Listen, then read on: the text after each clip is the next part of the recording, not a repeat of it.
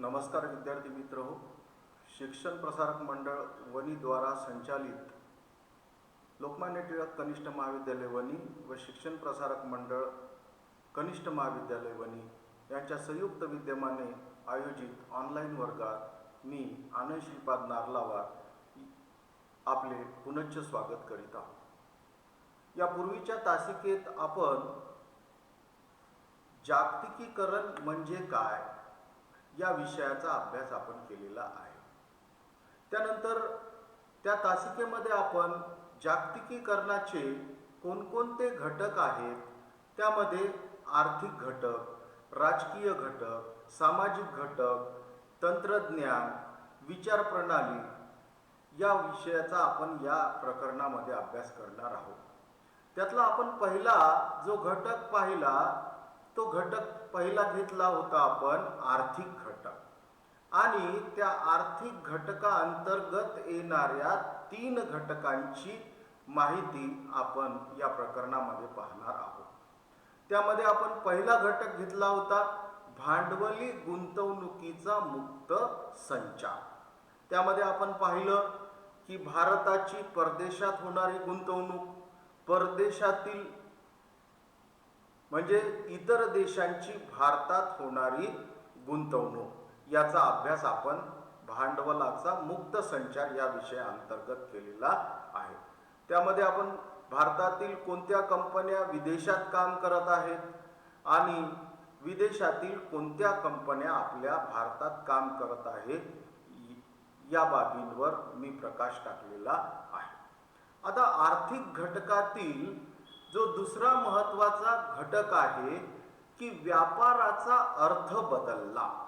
व्यापाराचा अर्थ बदलला म्हणजे काय की पूर्वी पारंपरिक पद्धतीने जो व्यापार केला जात होता तो व्यापार 1990 नंतर मात्र त्या व्यापारामध्ये मोठ्या प्रमाणात बदल घडून आलेला आपल्याला दिसून येतो. त्या बदलांचा अभ्यास आपल्याला या व्यापाराच्या अर्थाच्या बदलामध्ये करावयाचा आहे. काय बदल झाला? व्यापाराचा अर्थ बदलला म्हणजे काय बदल झाला तर त्यामध्ये मुख्यत्वे करून 3 बदल झालेले आपल्याला दिसून येतात. त्यातला पहिला बदल आहे तो बदल आहे की गॅट करार 1948 मध्ये आंतरराष्ट्रीय व्यापारासाठी GATT ही संघटना कार्यरत होती. ती संघटना 1995 मध्ये त्या संघटनेचं नाव बदललं आणि त्या संघटनेचं नाव WTO झालेला आपल्याला दिसून येते. हा मुद्दा आपण डिटेलमध्ये पुढे पाहणार आहोत. त्यानंतर दुसरा जो व्यापाराचा अर्थ बदलल्यामध्ये दुसरा जो व्यापारामध्ये बदल झाला तो बदल आहे पहिले व्यापार हा वस्तूंचाच केला जात होता. पहिले व्यापार हा कशाचा केला जात होता? वस्तूंचाच केला जात होता. मग त्यामध्ये आता सेवा आणि बौद्धिक संपदेचा सुद्धा समावेश करण्यात आलेला आहे. हा मुद्दा सुद्धा आपण पुढे पाहणार आहोत.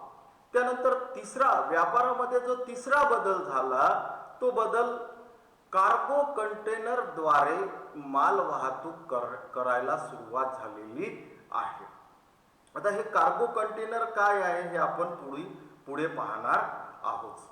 त्यामध्ये मग पहिला जो मुद्दा आहे तो मुद्दा आहे 1948 नंतर गॅटचं रूपांतर कशात झालेलं आहे? 1995 मध्ये WTO मध्ये झालेलं आहे. WTO मध्ये झालेलं आहे. 1948 पर्यंत जगातील आंतरराष्ट्रीय व्यापार नियंत्रण करण्यासाठी गॅट नावाची संस्था कार्यरत होती. या गॅटचा जो लॉंग फॉर्म आहे म्हणजे या गॅट हा शॉर्ट फॉर्म आहे. लॉंग फॉर्म म्हणजे काय? त्याचा संपूर्ण अर्थ काय आहे? जनरल ॲग्रीमेंट ऑन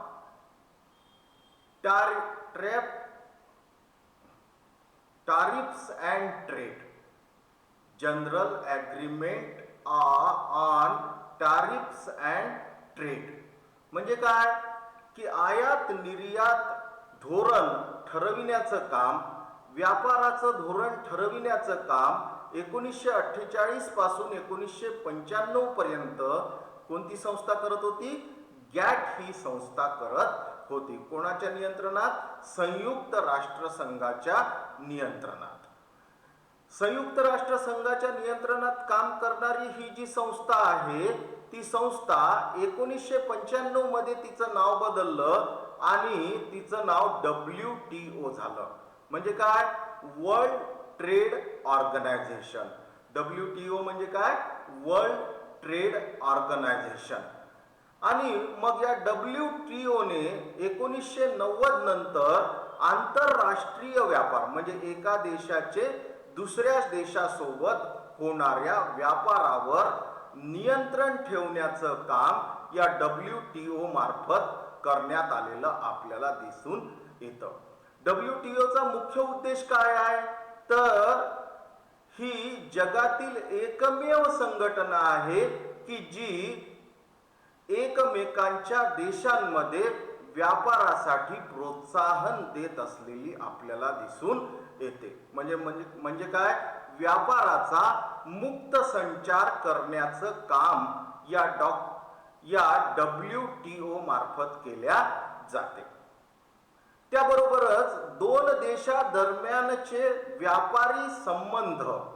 व्यापारी संबंधामध्ये जर कोणता वाद निर्माण झाला तर तो वाद सोडविण्याचं काम या WTO मार्फत केल्या जातं. त्याचबरोबर दोन देशादरम्यान व्यापार सुरळीत व्हावा यासाठी बोलणी घडवून यावी याकरिता WTO प्रयत्न करत असताना आपल्याला दिसून येते. म्हणजेच काय? तर जगात आंतरराष्ट्रीय व्यापार वाढीस लागावा या उद्देशाने 1995 पूर्वी गॅट ही संस्था कार्यरत होती. मग त्या गॅटचं रूपांतर 1995 मध्ये WTO मध्ये झालेलं आपल्याला दिसून येते. त्यानंतर व्यापार संकल्पनेतला जो दुसरा बदल आपण पाहिला की तो बदल काय आहे की व्यापार हा साधारणतः पूर्वी वस्तूचा केला जायचा म्हणजे कशाचा? लोखंड झालं, कोळसा झालं, खनिज तेल झालं, या वस्तूंचा पूर्वी वापर केला जायचा. आता ह्या वस्तू कशा आहे? नाशिवंत नाही आहे. ह्या दीर्घकाळ टिकणाऱ्या वस्तू आहेत. त्याबरोबरच नाशिवंत वस्तूंचा सुद्धा व्यापार या काळात केला जायचा. त्यामध्ये फळे आहे, फुले आहे, बियाणे आहे, यासारख्या वस्तूंचा सुद्धा म्हणजे नाशवंत आणि लोखंड, कोळसा यासारख्या वस्तूंचा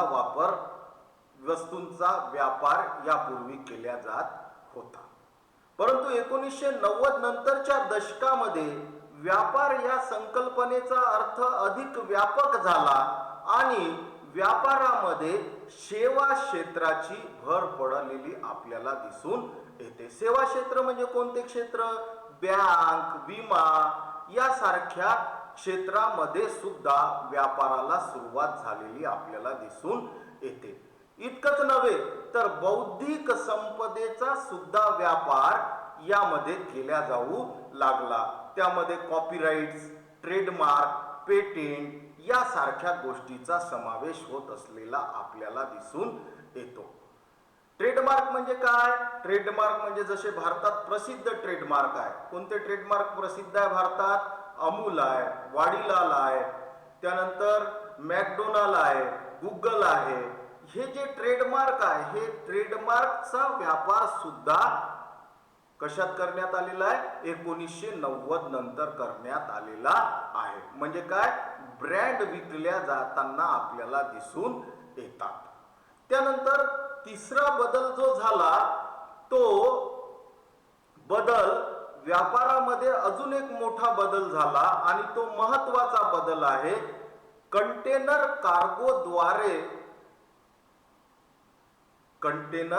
कार्गोद्वारे मालाची मोठ्या प्रमाणात वाहतूक करण्यात आली. या देशातून त्या देशात माल नेण्याकरिता मोठमोठ्या जहाजांचा वापर करण्यात आला, मोठमोठ्या विमानांचा वापर करण्यात आला आणि त्यामध्ये कंटेनर टाकून, तुम्हाला माहित आहे कंटेनर कशाला म्हणतात, तर ज्या आपल्या आगगाड्या असतात त्या आगगाड्याला जे मालवाहक डबे असतात त्या डब्याला कंटेनर असं म्हणतात. कार्गो म्हणजे काय, तर कार्गो म्हणजे हे कंटेनर वाहून नेण्यासाठी जी जहाजं वापरली जातात त्याला कार्गो असे म्हणतात. आता मग कार्गोच्या आणि कंटेनरच्या वाहतुकीसाठी प्रत्येक देशात मोठ्या प्रमाणात कशाची निर्मिती करण्यात आली, बंदरांची निर्मिती करण्यात आली. बंदर म्हणजे काय, बंदर म्हणजे मालवाहतुकीसाठी जहाज उभी करण्यासाठी लागणारी जागा जी समुद्राच्या काठावर असते त्याला आपण काय म्हणतो, बंदर म्हणतो. त्या बंदरावर कार्गो हबची उभारणी करण्यात आली आणि मोठ्या प्रमाणात आंतरराष्ट्रीय क्षेत्रात माल वाहतूक होत असताना आपल्याला दिसून येते. म्हणजेच काय, व्यापारामध्ये मोठा बदल जो झाला तो या तीन गोष्टीच्या आधारे झालेला आपल्याला दिसून येते. की पहिली बाब, गॅटचं रूपांतर WTO मध्ये झालं. दुसरी बाब, सेवा आणि बौद्धिक संपदा यांचा सुद्धा व्यापार व्हायला लागला. आणि तिसरा, व्यापारासाठी मोठमोठ्या जहाजांचा वापर करण्यात येऊ लागला. या पद्धतीचा बदल आपल्याला आर्थिकतेमध्ये झालेला आपल्याला दिसून येतो. व्यापारामध्ये झालेला आपल्याला आर्थिकतेमध्ये म्हणजेच व्यापारामध्ये झालेला आपल्याला दिसून येतो. त्यानंतर आर्थिक घटकामध्ये तिसरा महत्वाचा घटक आहे तो आहे ट्रान्सनॅशनल कंपन्यांचा उदय. आता ट्रान्सनॅशनल कंपन्या म्हणजे काय, 1990 नंतर आर्थिक क्षेत्रावर सरकारचं नियंत्रण कमी करण्यात आलं.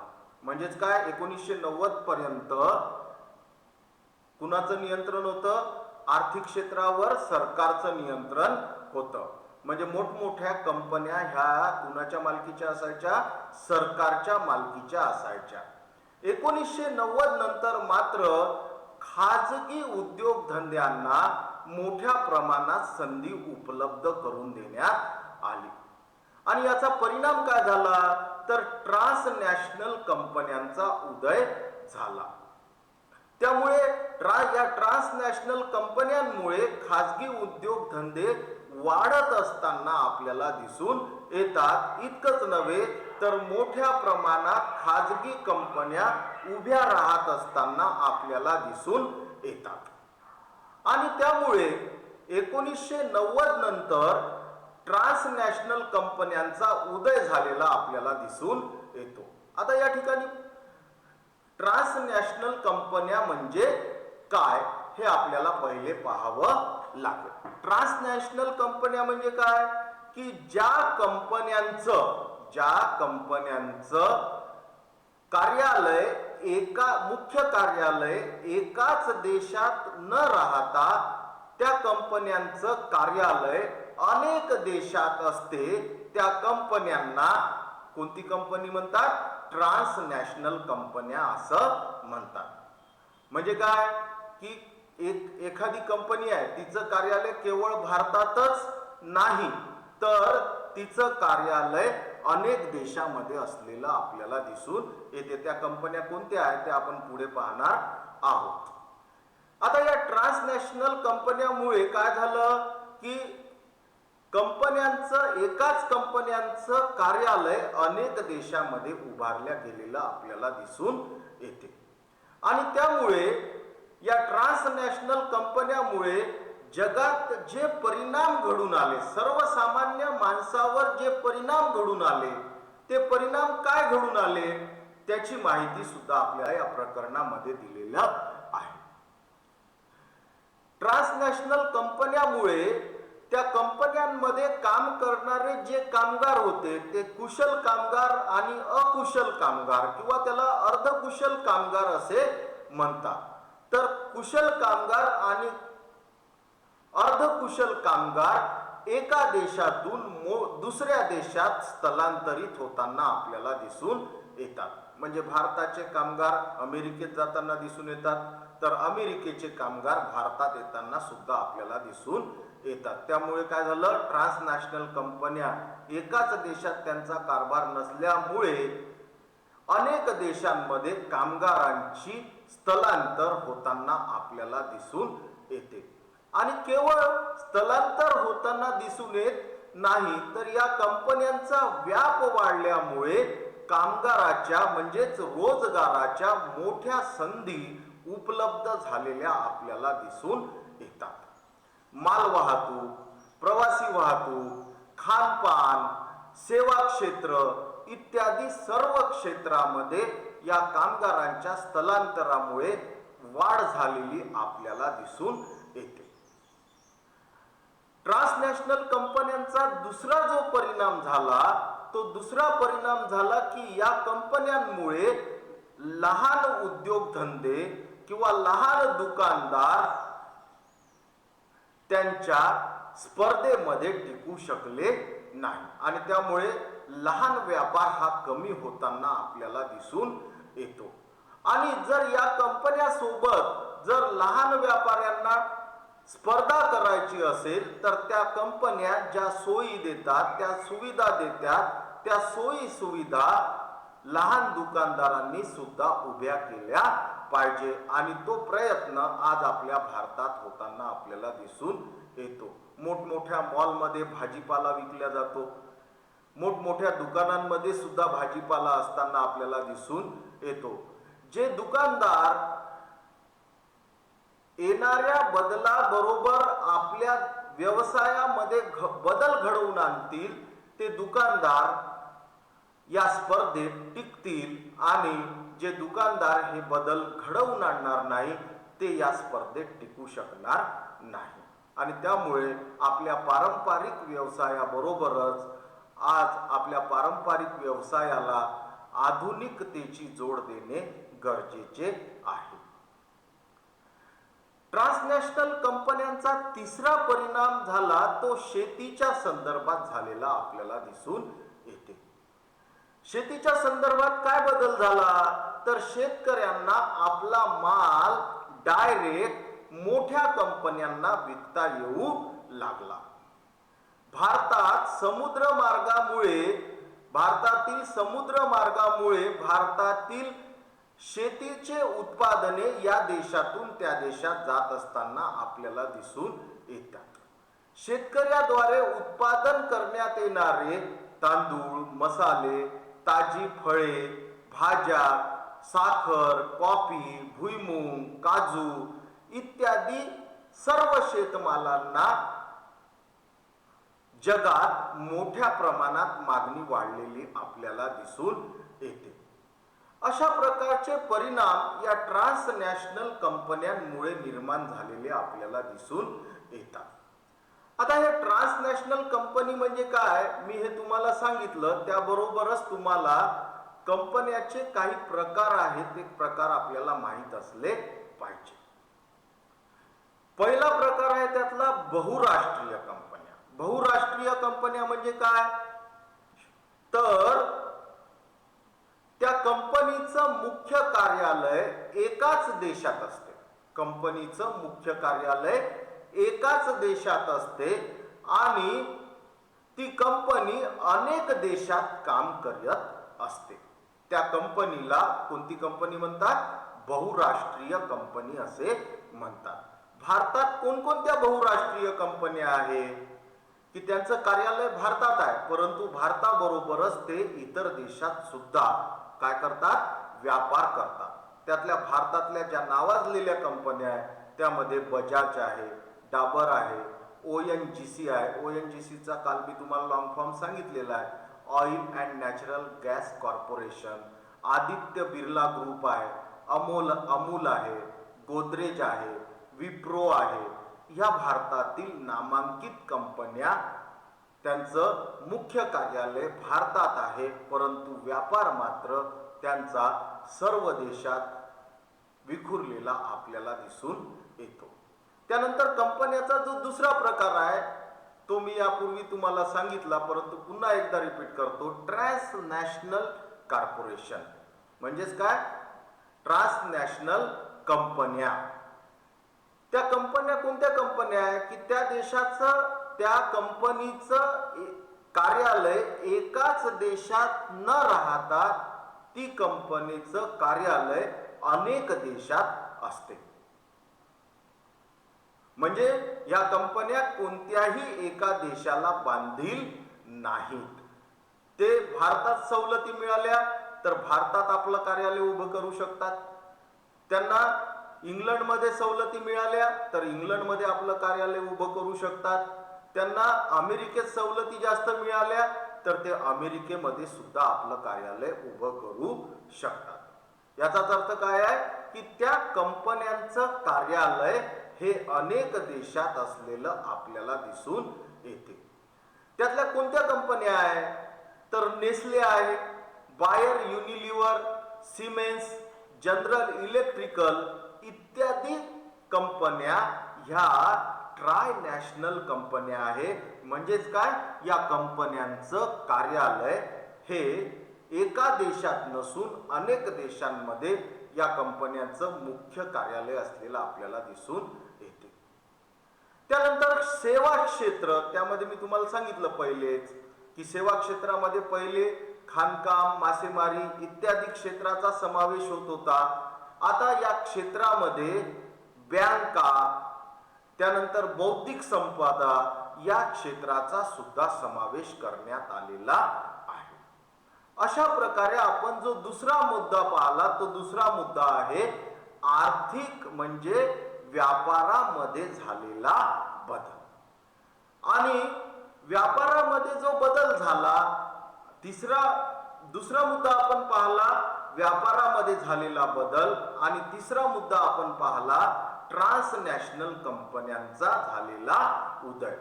असे परिणाम आपल्याला कशात झालेले दिसून येतात? आर्थिक घटकामध्ये झालेले आपल्याला दिसून येतात. त्यानंतर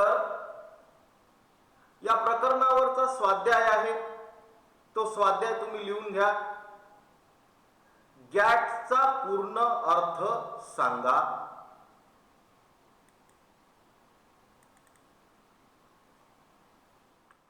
गॅटचा पूर्ण अर्थ सांगा. व्यापारामध्ये कोणत्या नवीन क्षेत्राचा समावेश करण्यात आला? व्यापारामध्ये कोणत्या नवीन क्षेत्राचा समावेश करण्यात आला? तिसरं लिहा. कंटेनरद्वारे मालवाहतूक करण्यासाठी कशाची निर्मिती करण्यात आली? त्यानंतर चौथा लिहा. तुम्हाला माहित असणारे ट्रेडमार्क लिहा. तुम्हाला माहित असणारे ट्रेडमार्क लिहा. पाचवं लिहा. ट्रान्सनॅशनल कंपनी म्हणजे काय? ट्रान्सनॅशनल कंपनी म्हणजे काय? विद्यार्थी मित्र हो, या ठिकाणी आपली ही तासिका संपत आहे. धन्यवाद. या तासिकेबाबत कोणतीही अडचण असल्यास खालील मोबाईल नंबरवर तुम्ही संपर्क करू शकता. आनंद श्रीपाद नारलावार 9922778804. धन्यवाद. घरी राहा, सुरक्षित राहा.